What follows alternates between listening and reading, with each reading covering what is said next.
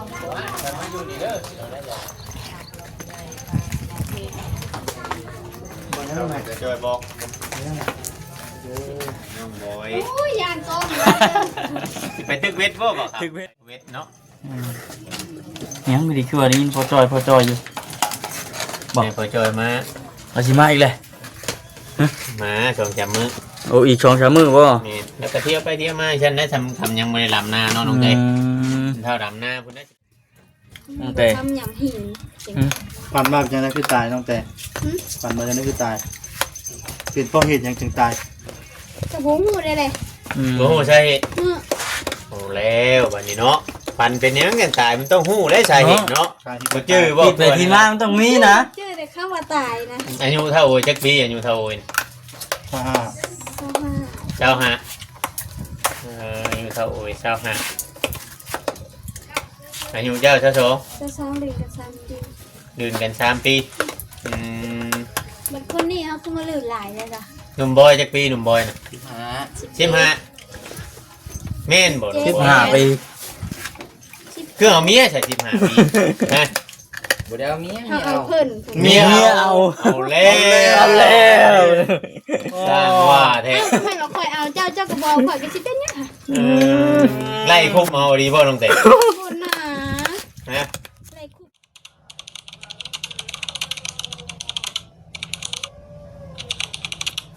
น้องเนาะเปิดภาพเปิดคลิปมาอยู่เฮือนเมตู้แก้วกำลังสิปิดงานบ่จักนี่บ่ซ่าเหยียบได้แล้วบ่นี่น่ะสบายดีได้แล้วไปตัวตุยลงรถเถอะบ่เหยียบเด้อเลยกระปูนโอ้เนาะว่าสิเหยียบอยู่เนาะว่าสิลองอยู่ได้เฮ็ดงามพุ่นแล้วบัดนี้ทางก็ได้ติซ่านะติได้เดียวนี่แล้วบ่ครับน่ะเฮ็ดงามพุ่นเลยพุ่นเลยนี่ถูกกำลังย้อมสีพี่น้องเนาะแล้วบ่มื้อนี้น่ะแล้วนะคาดว่ามันมีแต่นี่บ่ดีว่ายังสิมีแต่นี่ก็เพิ่นสิให้เป็นเทปบาดาลเด้ทากันโอ้เทกันเปื้อนน้ำมันอีกมีชอบนึงเทครับหวังว่าคนสิว่าฟาดลงมาอีกแล้วว่าเนาะกำลังเทลงห้วยจังปล่อยทิ่มเนาะ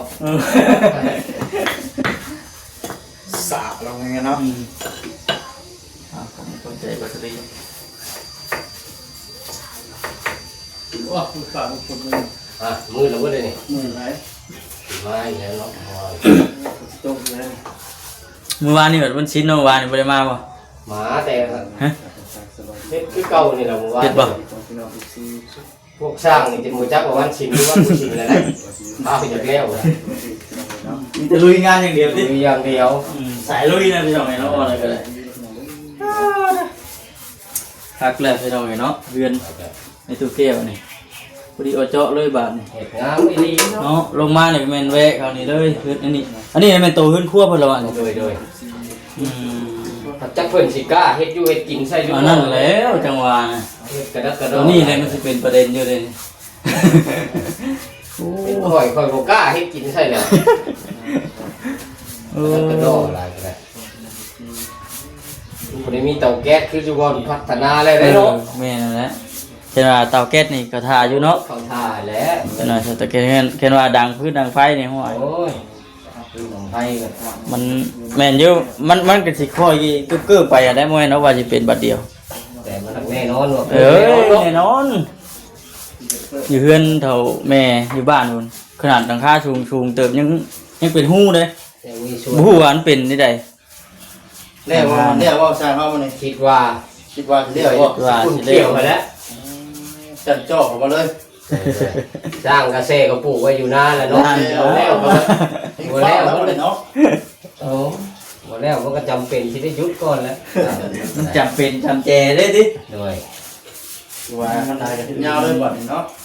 4 แม่ 3 ลูกเลยนะอันได้เฮ็ดนะแล้วบัดคือว่าปิดจ็อบบัดรอแต่มือขึ้นแล้วพากันมาหากินลาบได้เนาะได้ยินเบาลีบอกแล้วว่ามากินลาบได้ถึงเจ้าก็ได้ว่าสร้าง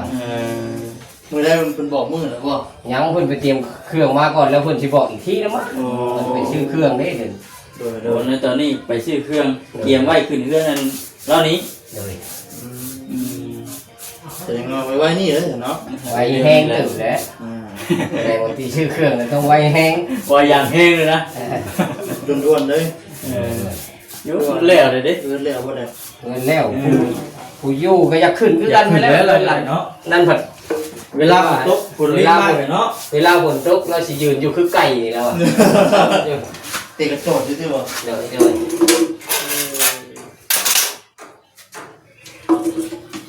ตกฝนรีบมากก็จะได้ยืนนี่ยืนเจนี่เถอะ คืออยู่นี่แค่นี้เราอยู่ นี่คือเห็นแล้วฝนตกถ้าเข้าไปแล้วเขามารีอยู่นี่ได้มีปัญหาแล้ว เนาะ แสดงว่าเพื่อนรีฝนลงฝนได้เลย แม่แต่มันเป็นไงเนาะมันกระกว้างกระสูงว้าขับเอาเลยยังไง สิน2 ล้านเป็นเท่าของล้านกูกล้าอยู่เนาะเนี่ยล้านกูกล้าอยู่ ขัดเลยเนาะ บ้านมาแล้วจังหวัดเอ้ยเราจะได้ทำได้เราอ่ะ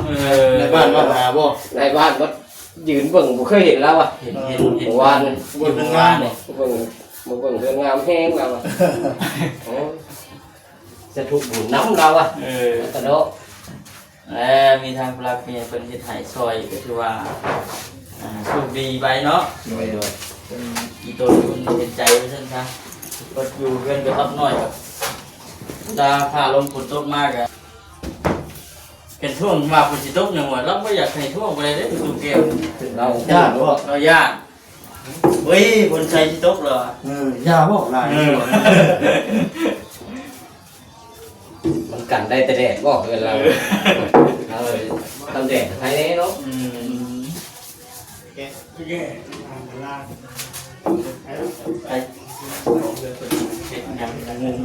ไปไปทางไทยทั้งเจ้าของเรือเป็นคนไปให้ทั้งฉากคนเฮ็ดเวียกก่อนสามสบายทั้งทางเลย ใช่คือผู้เดียวมื้อนี้ จ้างเฮ็ดกันใดพักผ่อนแล้วเดี๋ยวได้ครับเป็นหน่วยงานรับผิดชอบเด้ มาพี่น้องเอ้ยเนาะเดี๋ยวสิมาถามไทยทางเมตู้แก้วเปิดตู้คักเมตู้แก้วเฮ็ดพี่สังอันนั้นสบายดี สบายดี เฮ็ดหยัง ที่ดังไฟไว้ท่าเบาอุลิ โอ้ดังไผไว้ท่า โดย ที่เฮ็ดอยู่เฮ็ดกินหยังเด้บาด ท่าน นี่ เพิ่น เนาะ ซื้ออย่างมา เนาะใกล้เลยเด้นี่ตู้เอ้ยเพื่อนเจ้านี่ แล้วมันนี้ครับว่า ตัวต่อไปก็จะได้โอ้ยจะได้เงียบอีกแล้วบาดนี่ นั่นยังว่าข้อยยังเว้าอยู่ว่า จะได้เงาแล้วบาดนี่ เคยมากินข้าวร่วมผ้าน้ำกัน กิน เนี่ย ข้าวพากินปลากินต้อนเลยเนาะ กินฮอดแล้วข้อยเว้านะ อืม กินฮอดคิดถึงแล้วข้อยว่ามันก็สมอยอยู่เลย แต่ม้อยแล้วบัดนี้เฮ็ดแล้วเลยโอ้ยโดนๆบ่ได้สิได้เข้ามาหา นั่นแหละยังว่ากินฮอดคิดถึงเมื่อผู้คนได้ข้อยนะ แม่นๆทางบ่คำก็ดีมุกดีใจนำอะไรตัวเอ้ยเนาะ โดย ที่ว่ามีทางผู้ใหญ่เพิ่นสดซอยเฮือนซ่านจนแล้วโอ้ยถือว่าสิบ่อันคะนึงบัดนี้เวลาฟ้าลงฝนตกมาก็บ่ต้องย่าน นี่ก็พูดได้บ่อยนี่เนาะ แต่ก้าวรถนะอยู่ โอ้ยให้กลัวไก่ยืนรีฝนว่าฉันนั่นทางทางเพิ่นว่าฝนตกยามใด พระเจ้าไปเห็นคือกัน ฝนตกมื้อนั้นเลย ทางที่ดีก็พูดแล้วเนาะขึ้นไปอยู่ไปส้นเฮือนพูดแล้วจังให้มันตกก็ได้เนาะ สวัสดีเด้อสวัสดี สวัสดี ดังไฟไว้ท่าเบาอุลิ ดังไฟไว้ท่าโอ้เจ้าคือฮู้ว่าเราสิมาแหละ ยังบ่ทันมาดอกจักว่าสิมาแล้วก็บ่จักแล้ว ไปแตะดนแล้วบ่ โดนเติบแล้วได้ คือว่าเกียมได้บ่เกียมมันจะไปใช้บ่สิดิ เพิ่นบอก บ่ บ่ เปิดบ่เอามาเด้อคือว่าเกียมบ่เกียมชื่อเครื่องบ่ เพิ่นชื่อเครื่องเพิ่นให้ไปชื่อเครื่องนอน โอ้ เครื่องเฮือน อุปกรณ์ขึ้นเฮือนใหม่นี่ โดย กะแล้วบ่ตุหามื้อหาวันแล้วบ่ ก็ได้ยิน หมอนี่บ่ หากค่อยเสื้อในบ่ได้เว้าอุลิแล้วมักเว้าโอแอค่อยแล้วว่ามื้อ3ค่ำ 3ค่ำ 3ค่ำ ยังอีกจะมื้อนี้จะค่ำเนี่ย บ่คือ มื้อนี้ มื้อนี้ค่ำหนึ่ง ค่ำหนึงสอง 7 อีก3มื้อเนาะ อีก2มื้อ 2มื้อเนาะ โดย เออ ถึงวันคานมื้อนี้วันอาทิตย์เด้ ถึงมื้อวันคานมื้อนี้วันอาทิตย์พี่น้อง ดี เนาะ แล้ววันคานน่ะขึ้นน่ะวันแข็ง อื เนี่ย ม กับ วันคานนี่เพิ่นว่ามื้อมันเป็นมื้อวันแข็งไงเนาะ วันแข็งแน่ แต่ว่าเฮาขึ้นเฮือนขึ้นชานน่ะบ่เป็นหยังบ่ จากแล้วเพิ่นหาให้เมื่อ3ค่ำคือมื้อดีแล้วที่ให้ เป็น พิ่ ทั้ง ดี นักปราชญ์อาจารย์เพิ่นนะว่าบอกหามือขึ้นเฮือนขึ้นชาน ค่อยบ่ฮู้ดอกแล้วแต่เพิ่นนะ ได้แต่ทั้งอันอาจารย์เพิ่นบอกเนาะ แล้วแต่ทางอันเจเพิ่น ทางผู้ใหญ่เพิ่นบ่ โดย แค่ใดก็ได้พี่น้องเอาเฮือนชานเฮ็ดแล้วแล้วก็คือว่าหั่นแหละต้องขึ้นไปอยู่ไปชนบัดแค่นว่าสิลี่สิหมุนอยู่นี่มันก็บ่แม่นแนวแล้ว รถก็ได้หังแต่ว่าเพิ่นก็ยังให้อาการต้องแตกต่าง มันก็แม่นอยู่ นะ แม่น มาร่วมน้ำนะเพราะเป็นวิธี มันก็ต้องฮอดอยู่แล้วเนาะอันบาสลี โดย ในบ้านในหยังเพิ่นการจะตกจะตั้งเพิ่นน่ะนะ เท่านั้นแหละ คือเรือนคือชานผู้รักผู้ใหญ่เพิ่นต้องฮู้แหล้ว โดย มันขึ้นชุม4ชุม5ห้วยบ่แม่นแล้วไปซั่น สุดเก่าก็ไปเนาะ โอ้โหย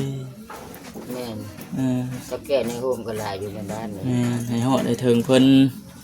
สาวนกสาวนางเด้ในบ้านเฮาก็ได้เจ้าคือกันแล้วคันมีเวลาก็มาบอก โดยเนาะบ่เป็นหยังดอกผู้ใดกันว่า มาโล ฮอดมือฮอดยาม มันยา ฮอดมือฮอดยามแล้วก็สิมายินดีนํ แม่น ขึ้นบ้านเฮือนใหม่เพิ่น ค่อยก็สิบอกพวกทุกคนนั่นแหละถ้าถามบ่อุลีก่อน อืม มื้อ3ค่ำใช่บ่นะ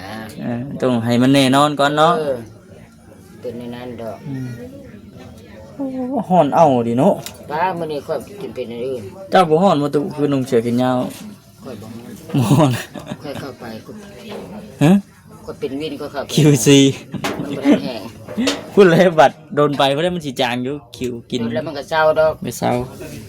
เขาท่าไม่ไหม้เด้อท่ากู อากาศร้อนหลุดแบบมัน แล้วมันจะ เท่ เป็น เนาะ พดค่อยนี่จะเป็นพด คือกันตัว ค่อย นะ บ่มีแป้งใส่เก้าก็ใส่แป้งอีก อากาศร้อนน่ะมันเป็นอันนี้ ปีนี้เป็นอันนี้ได้ ดังรู้นะตัวดังไฟลูกโอ้ลมไปน้ำดังพื้นดังไฟไปน้ ก็ดังสองเทื่อมันเบิดแล้ว ำบ่ติดบ่ ติดกันแล้วหมูมาหัดเสื้อเวลามาเข้ามาก็ประอุ่นยากเข้ายากเลยมันเฮ็ดหยังนำกับประทาน ไฟดอกไปอยู่พุ่นมันโล่งเนี่ยมันสูงพร้อมหลังคามัน สู ก็ งมันสบาย สบายมันสะดวกหูสะดวกตา อยู่นี่มันโจ้ทาง เข้า สี ไป เนี่ยลงมาอย่าง เรา นั้น ดอกสะทูกับเพื่อนเขาไปอยู่มาเป็นปี2 ปีปลายแล้ว เว้ย เข้าไปนั้นมันบ่มีอากาศคันยามหนาวเลยทึบ ยังหนาวก็ท่าอยู่ติ ทึบยามหนาวอะ ติดอยู่ว่ามีตู้ไฟนะตู้ตรงนี้ ใช่ใช่บ่ทันได้ดัง ยังไม่ทันได้ดังใช่ไหม โอ้เฮ็ดเปียกไปน้ำไปตัวเลย โดย เขาล้มกันโดยพ่อมันเห็นติ นี่ไง ตามเชื่อเราแล้วมันเบิดบัดนี้มาอีกมากินนี่ดังอีกทราบมันยากเข้ายากน้ำหมดแล้วครับเดี๋ยวจะ มียาดีกินข้าวแซ่บชิงเมี่ยงแล้วเนี่ย อืม โอ้เที่ยงอยู่เลยเที่ยงปลายเลยเนาะ เที่ยงปลายแล้วบ่ แม่ เด้อ เจ้าเที่ยงครึ่งอะไร สวยเติบแล้วเนาะ จอจันเลยได้เนาะเวลากันช้างมันกับพักเพียงไปน้ เพิ่นพากันนอนแล้วต่างก็ได้ ำขี้งออยู่บ่อยู่เว้ากันไปตู้เราเพื่อนแล้วนี่สิได้เหงาเลยได้ป่ะ ค่อยเว้าว่าสิบ่เห็นหน้าเห็นตาอีกแล้วค่อยว่า คนเคยกินข้าวกินน้ำน้ำกันว่าซั่นโอ้ เห็น ย ก็บ่อยเลยเลย อืม สมอยสมีเด้อ เพื่อนไปเพื่อนมันเลยเลย อีกจะหน่อยฮอดยามหน้านี่แฮงคักได้เงียบได้อบัดนี้ ให้กระบุกให้ลุกบุกหน้าเนาะ แม่นใช่ไหม มีช้างเพิ่นก็ว่าโอ้ยเฮ็ดแล้วแล้วก็เมื่อหาวานก้าก็จะใช้กระปุกไว้ แม่น 2 คืนเลยว่าซั่น เรื่องนั้นแหละใครกันก็เจ้าพร้าวนั่น มันโหดยามให้ยามหน้าเลยเนาะ อ้าวเดือน7เป็น ปกติแล้ว แต่ว่าคำยังหวานได้สองตาเลย ว่านแล้วบ่ หวานก้านะเขาได้สองตาเลย ใครในหนึ่งได้ผู้ว่านแล้ว มันโหดยามนี่เลยเด้พี่น้องเอ้ย แต่เก้าหันคำมันบอกนั้นน่ะเขาดับเราได้แถวบ้านนั้น อืม อันนี้ก็สิพ่อดำมาเลิกกล้าเขาทางเมืองทางคนลัดเมือง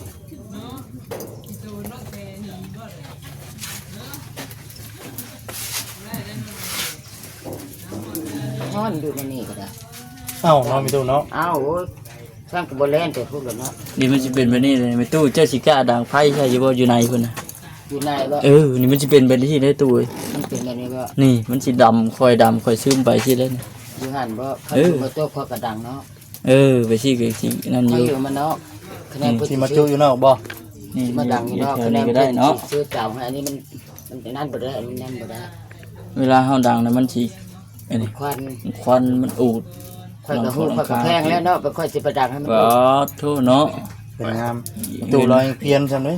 เห็นงามไปสิดังไฟใส่มันก็ดังปื้ดที่ ทะลุออกบ่แล้วชุบแดดลงจริง เขียนว่าแก๊สนี่ก็ท่าอยู่เนาะตั้งแก๊สอยู่หั่นตู้ใช้เป็นอยู่ว่าแก๊สน่ะ ๆบ่ใช่ยา ย่าน จับระเบิดบ่ ยานบ่คุณแนว ย่านเมื่อกูนี่ เห็นในโทรทัศน์นี่ ใส่บ่เป็นแน่เนาะ บ่เป็นแน่บ่เคย ยันว่าเจ้าบ้านเฮามีก็ทุกสิเป็นแท้ บ่ได้จนกระติกมันสิล่วง อย่ามันรั่ว มันล่วง เออ มันนักเป็นบ่ดอกอันนั้นอันนี้ ย่านนั่นเนาะตัวเนาะ ยานมันดังอันน่ะอยู่แบบสบายดังธรรมชาติแล้วพอ แม่นอันนี้ก็บ่ได้มากแล้วว่า บ่ ห่างไว้ดังพื้นของใครที่ก็ได้เนาะ แม่นแม่น ๆ สิไปใช้แบบนี้ ไปหาน้องเตเพิ่นก่อนบัดนี้ ตั้ง ตู้เด้ ตู้ อ จูพื้นจูไฟอย่าว่าเฮ็ดแต่กับน้ำชูชาคนกิน ถ้าเบาโอมาบ่ได้มี เออ มีเพิ่นยังว่าแล่นไปซื้อนั่นนี่ไม่เฮ็ดแนว เป็นหนึ่งแล้วบ่เข้านะ หนึ่งแล้วบ่แล้วเข้าน้ำซ้ำปลานี่ แม่น ยาก โดยแล้วให้ทำให้ตู้เฮ็ดเวียกโดย สบายดีด้วยพุ่นแหละยังเที่ยวมาเยี่ยมมายามนี่แหละด้วยเนาะ แค่มาแล้วบ่ครับนี่ ไป เป็นหัวมือแท้สิป้าสิกินก็ได้ เด้อไปพี่น้องทางน้องเตะเพิ่นอีกคือเก่า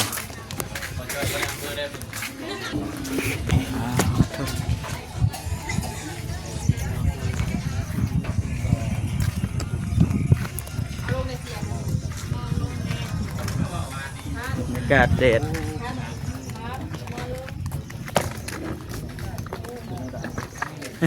ต้องนำสเปรย์จนก่อน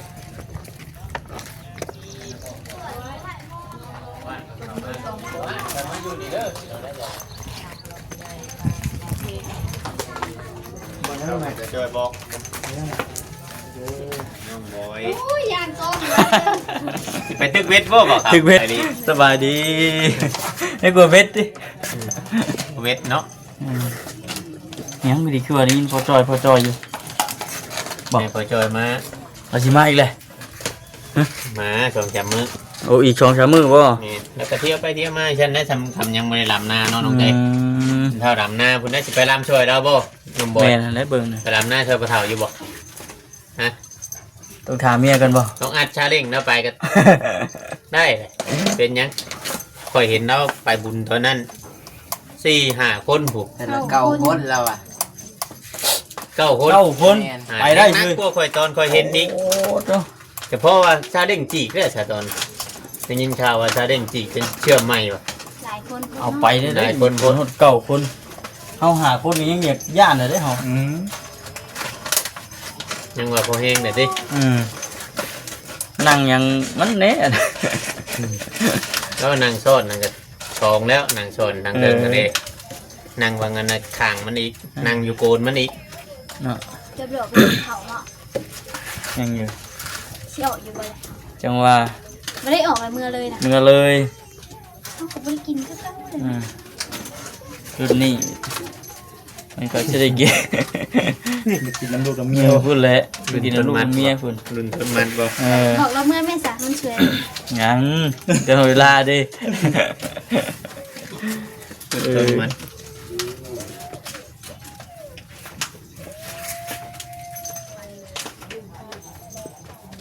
อ่อนเนาะอ่อนเอาที่ฝนตกแล้ว เอาแห้งหาหมอนในน้องแต่ในนุ่มบอย นอนเลย หาหมอนในนั้นนะ เลือดทางนั่งเนาะโอ้โหพันเนาะ เปิดขึ้นกันเลย มียังเป็นยัง มันเป็นฟืนเลยนะมันห้อนนะ บอกเออ ห้อนเป็นฟืนนะอุ้ย เราเป็ดแล้ว เราเป็ดเดียดร้อยคืนนี่ไปนอนคืนยักษ์ แม่นบ่นุ่มบอกเจ้าไปกวนบ่ฮะบ่ได้กวนบ่ นอนไปนอนมาน อนไผนอนมันเด้เออ รับไปรับมันเราไปชูมือไป น้องคนนี้ให้ไปแม่เลยพี่ก็คืนเป็นคนลาวแล้วเราเป็นคนนี้ มันคือนี่นอนอยู่เนาะฝนฮ้อนแฮ ยิง ง หัว คือคิวแค่ในหม้อ ใช้จะได้จูดเนี้ย บ่ได้ ทุกเที่ยวดับไฟ ดูเกิดดูไผผม ดับไฟจะบริข้างอย่างไร นี่จับคิวสีเลยเสียงรถไฟมา เก่งไม่เด้เนาะ พี่อยากแกงหน่อไม้เรื่อยแท้วานนี่ก็ว่าแกงหน่อไม้ บ่ ลูกให้สิตั้งสื่ออีกหน่อไม้ ฮะ ใช่สิตั้งชื่ เอา อ แมงไหม้ด้วยเป็นหยัง เอาหน่อไม้เลย หน่อไม้มัน เป็นยังไปแล้ววันนี้จะกินแต่แกงหน่อไม้ เออ เจ้าก็เป็นกระหอกกระเตเลยเจ้าก็เอาลูกก็เป็นแมงหมอกแมงไหม้ไปแล้ว เดี๋ยวอื่นกับบุกินเดี๋ยวเขา เอาแหละเนาะอยากกินยังไง สร้างพิษ นั่นบ่ยากปานใดดอกหน่อไม้เนาะคำอย่างนึงอื่นน่ะลาบงัวลาบเมียอย่างยากอยู่ได้ อึดอยู่แล้วอยากย่างอยู่ บุกินน่ารักงัวนี่อยากกินแต่แกงหน่อไม้ ชาวบ้านแกงหน่อไม้นี่สิบ่ยากปานใดมันยามนี่มันก็บ่แพงอะนะ ไปบ่เป็น แม่น กับอย่างมันออกเรื่อยช่วงนี้ 10,000 20,000เก่งๆกันเลยเนาะ ชาวพันธุ์นี่ก็เต็มหม้อแล้ว โอ้โหใส่น้ำครึ่งหม้อสดเดี๋ยวมัน ทางเบิ่งเครื่องแกงก็เลยจะไปหามา เครื่องแกงน้ำใสอีกบ่ น้ำรดเห็นเด้ตลาดน้อยเด้วันเขามาขายเห็นนี้ เพิ่นสิมามื้อนี้ มา อืม ตลาดขึ้นที่ ปกติคือว่าดอก11โมงคือมาโดดคือยังบ่เห็นมื้อนี้ เมื่อวานก็จุด12โมงแล้วจะมา แล้วอันนี้ก็สิ2โมงครึ่งนะ มาลงเต็งหิบเอา หาแล้วก่อน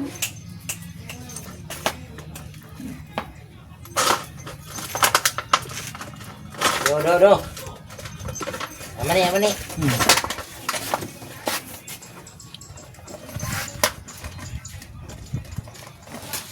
เงียบประสาน